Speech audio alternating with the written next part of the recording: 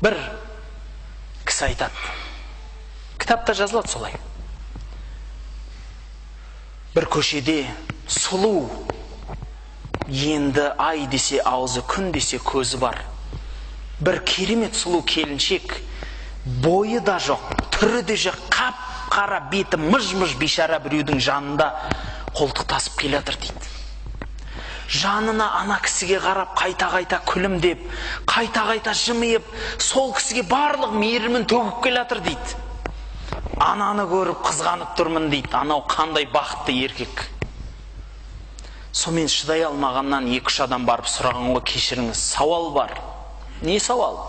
Ей, бейшара келіншек, мынадай бейшара саған көрінбей тұрма, сонда дуалап алған ба сені? Мен мына түрін қарасай, мынаны. Бұның жанында маймыл сұлу. Түр жоқ, бір көз үлкен, бір көз кішкентай. Бет деген Құдай сақтасын, дытыменен бір 5 рет жүріп өткен арыда беріде. Не мынау енді? Бойы да жоқ. Нәндей бір нәрсе сүйек үстіне қаптап қойған тері. Не бұл дейді ғой? Осыны да сүйдің ба сонда дейді. Сонда айтқаны ғой. Аллах мендей сұлуды осындай кісіге нәсіп етті.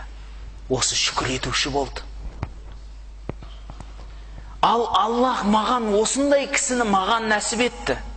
Мен сабыр етуші болдым.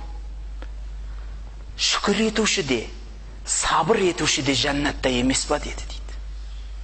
Екеуі де жәннатта ғой. Болды. Сөз бітті.